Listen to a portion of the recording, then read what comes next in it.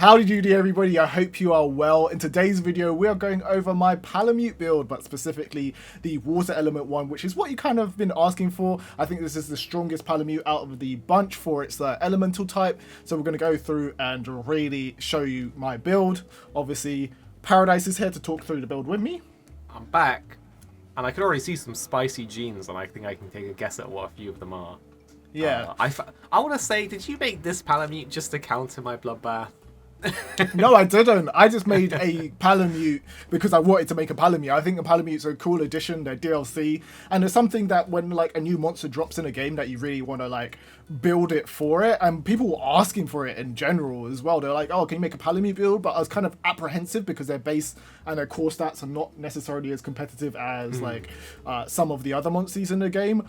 But this one definitely like works. It's a bit of a weird build again, but it 100% works for like putting out the damage, so definitely give it a try. You might look at it and just be like no and write it off, but it's definitely a fun thing to build. If you like this build, let me jump in here and say, if you're looking at this and you're like, this is terrible, you've only got 3 water genes, you do not need to spec into bingos for a build to work, especially in PvP. Sometimes just having the other genes that boost your stats by a tremendous amount will actually counteract the need to get a lot of bingos. So I can already see here that you've got a lot of the stronger skills from the other types to pull into this, which I think, well, I know from our matches that this guy chonks, so. Yeah. So if you like this build and you enjoy the content that we make here, then definitely leave a like on the video and subscribe to the channel so you can catch more of these builds. We will be releasing some spicy videos in the near future, and obviously Paradise has got his videos on over on his channel, so definitely go check out those. But we're going to go through, as with these build videos, we go through all the skills to give you context for why they're there and why we selected them and how they function as well. And this build can be used for both PvE and PvP, but it is a hybrid build. It just does damage. It just does damage, and that's the most important part. You just want to do damage, but this also has a bunch of like survivability stuff on there that really causes it to shine in a way that makes up for its less stats, right? Because that's what I was trying to do, make it hit as strong as the strongest monsters in the game, even though it has less stats, and that's what I feel like I've been able to do here. Okay, so let's go through my first skill, potential, not upgraded fully, but everything else double stacked. Paradise, double stacked and fully ready to go. So potential, I'm thinking it's always the skill in the top left hand corner that I'm thinking about maybe swapping out for something else, but I haven't found something that is like a power one that could really fit there, that would really make it shine. So maybe I could swap it out for like maybe health up or something like that, but then if I put more health on it, all the stuff that's really boosting it and meeting those special conditions of being below 50 health wouldn't necessarily like pop off as well, because a lot of the skills that I have on this Palamute are ones that trigger below 50% health. I've tried to get as like clear it out as much as possible of like all the water bingos and put on just everything that was passive boost. It's very much a one trick, I was about to say pony, but one trick dog out here just like doing doing its thing. So yeah, potential. I like your choice of potential here, because this is a skill that is basically greatly boosting your defense when you're below 50. And if you are relying on being in that below 50 HP bracket, this can be the difference between getting destroyed or maybe surviving with a slither of HP, which means that, you know, it was totally worth it. So yeah.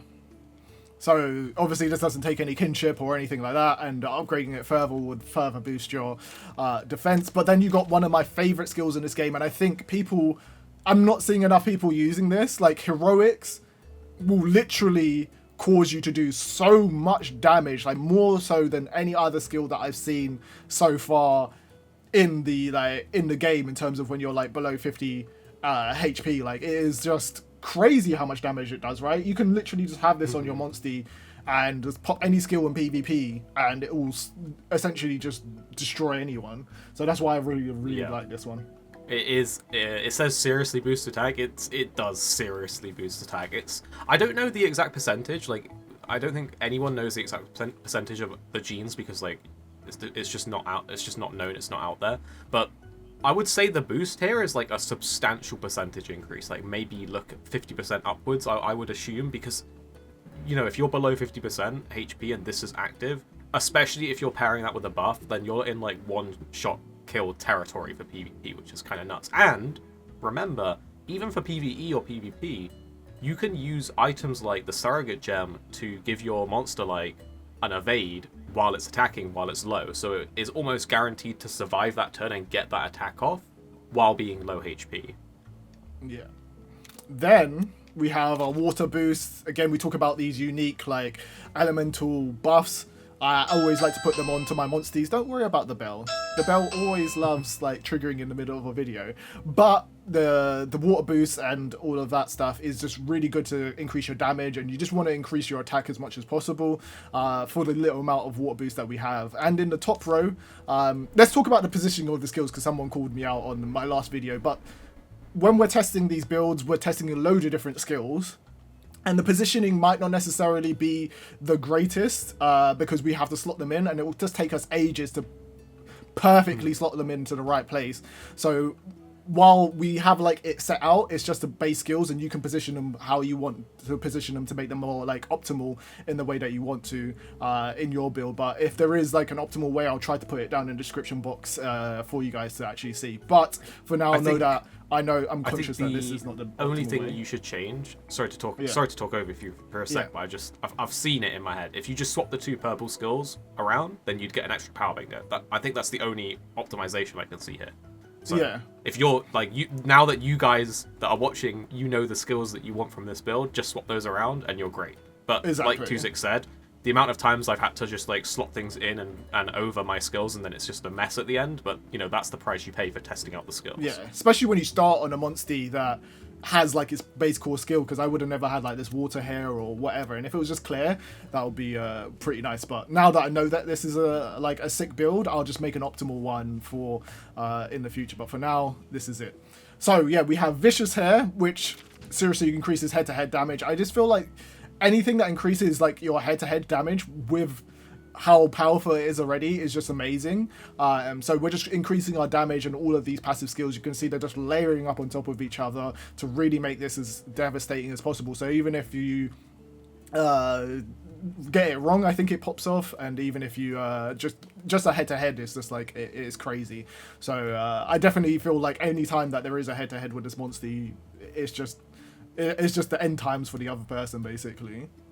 I was just about to say, you just said it, but I think it does work on draws, which is what's like kind of nuts about it, because there's been times where, you know, we've had a draw and then you hit more than me, and I'm like, what happened there? You know?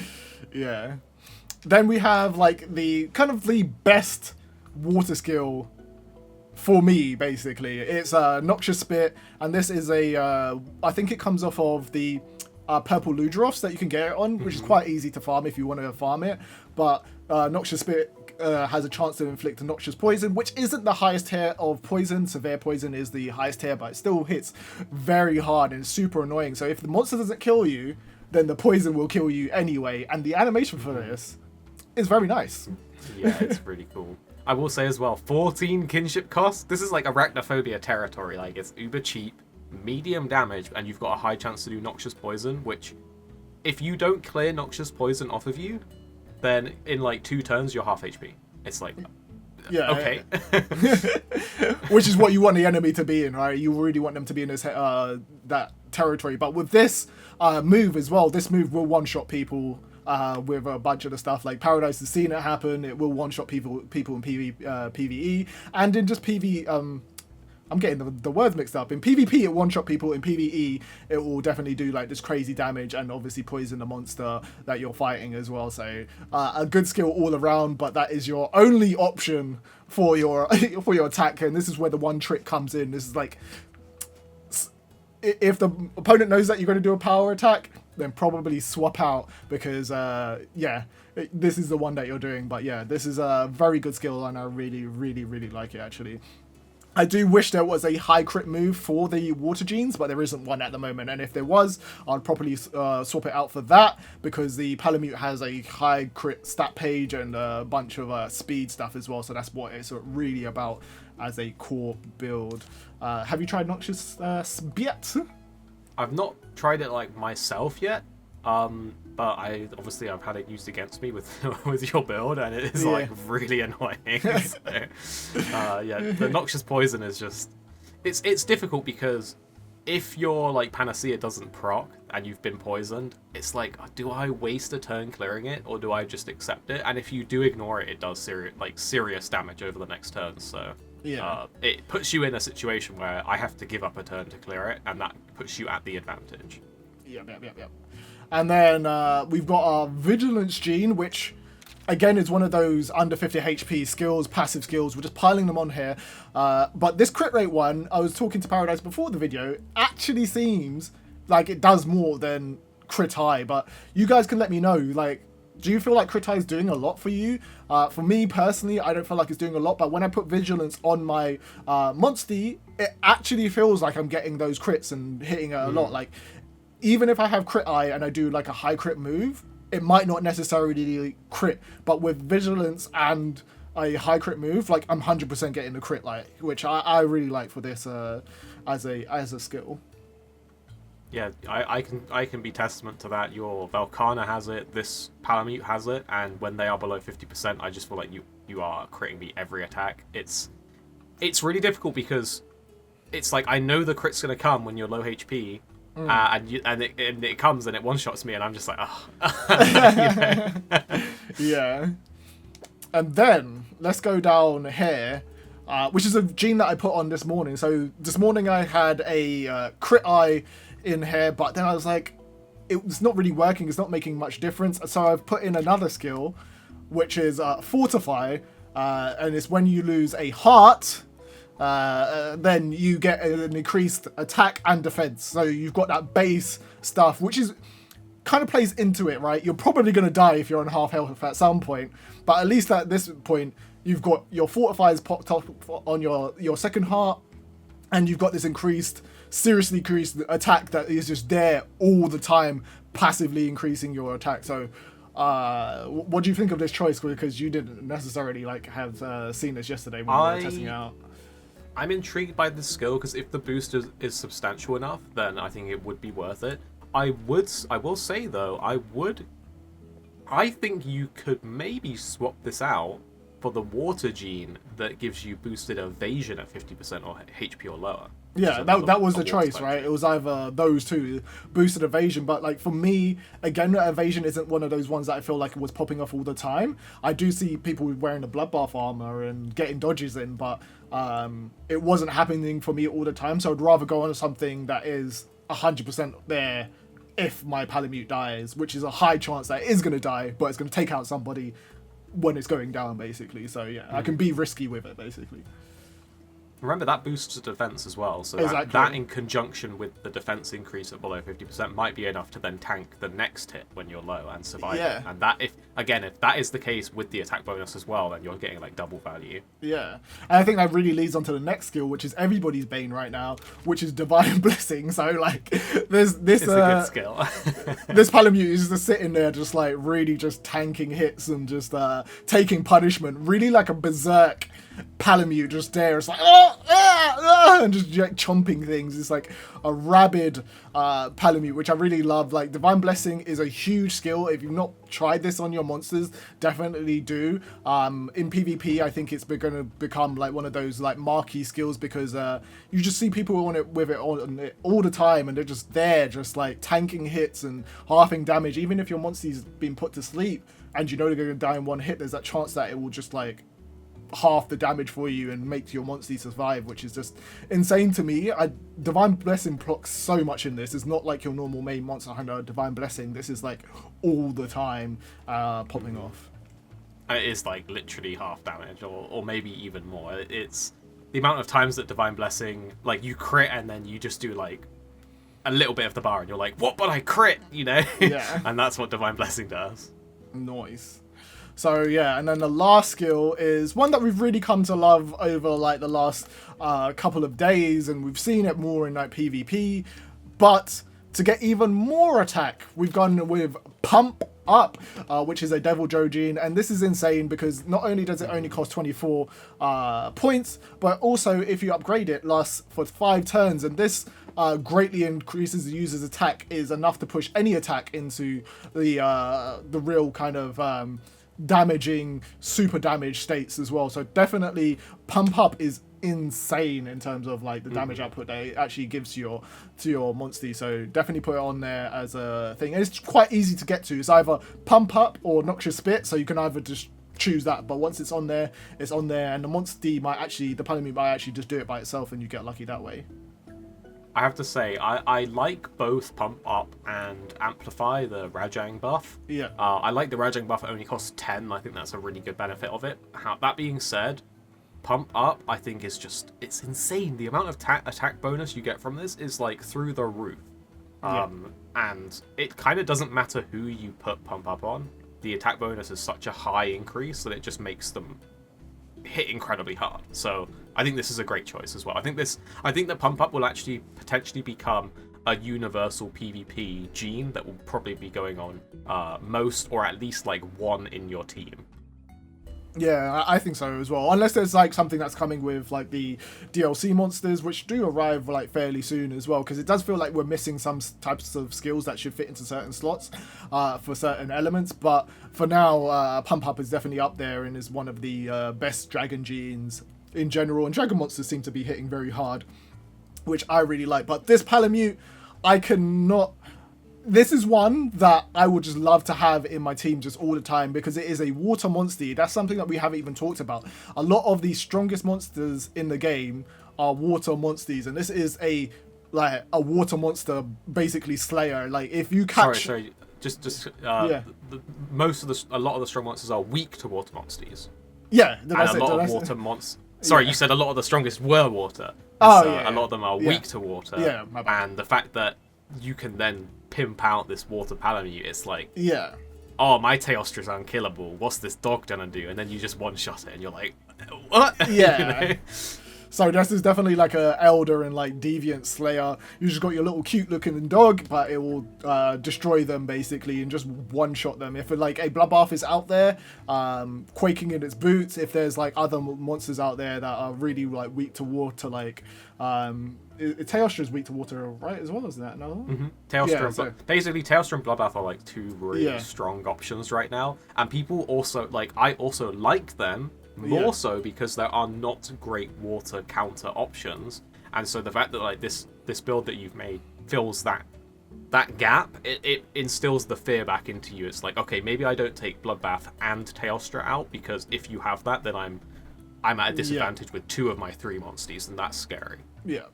So if I was going to change this build, maybe I would add another like attack type in there, maybe drop potential, and go with something else, just so that you can make up room and have those additional choices for when you're bringing out your Palamute. But in general, I really like where it is. If you have improvements, then let me know. Talking about the bingos, we talked about positioning and stuff like that. There are stuff that you can change, but this is a blueprint and an idea and a concept. You guys can definitely go change aspects of it to meet your preferences or your needs for any particular thing that you're doing. If you're PvP or PvE, you can drop a bunch of stuff like Divine Blessing for PvE. You can go more into the attack and attack options and stuff like that. But for this, it kind of works for both, and I'll take this Palamute out for me on farming runs or on PvP as well, and it just works really well. So I really enjoy using this, and I think that you guys will do. I think this is the best one that I've made so far, like out of all of them. And I know a bunch of you guys really like my Teostra build that I built and that really dominates, but I feel like this is a super, super fun build because people don't know what to expect. They're like, oh, I took a heart off him. Yeah. We'll say though, there's no panacea on this build. It is gonna suffer from the status, meta but then, that is seemingly a thing right now. Yeah, but then it dies and then it gets up and then it's like it's got a turn to attack you basically. So yeah. Yeah, there's no panacea, but I feel like the revenge of the dog. Well, here's the thing as well, because this happened to us in a match, which I was fuming about, okay? Right. Okay, The sleep knife goes, it procs, yes. Bloodbath Diablos coming in with a chonky hit. He crits you because you're sleeping. Divine Blessing pops up, you're still alive. Now you're below 50% HP, and I'm like, oh no. You literally got like one shot right after that, and it was like the nastiest thing. It's like, yeah, it's an epic thing to play with this monster. It definitely feels like the underdog type build, and it works pretty well. But thank you everyone for watching these videos. Hopefully you enjoy us discussing and talking about the skills and what we feel works pretty well. You can let us know if there's anything in particular that you found is pretty broken, or give us any hints towards some stuff that you want us to check out for future videos. But Paradise is going to have some videos up on his channel for you guys to check out as well, so go over to his channel and check out that stuff. Is what is the build? The Stygian and what? Well, yesterday was my Bloodbath Diablos, but today is my Stygian Zinogre, and I think he's a monster 2/6. Like, you've seen how hard he hits, and that was without him using Pump Up, because that is in the build as well. And so if he was pumped up, he'd be hitting even harder. Stygian Zinogre is such a fun one to play with. So if you guys haven't tried him, you've got a build ready to go. Yeah, definitely. And I'm going to have more videos up on the channel for you fairly soon. It's a really good one, the next one that's coming out. So definitely let me know what you think in the questions in the comment section down below. And the keyword today is a dad joke. I want you guys to give me your best dad joke in the comment section. Make them PG and not like too like raunchy or nuts out there, but yeah, definitely dad jokes. Let me know them. All right, cool.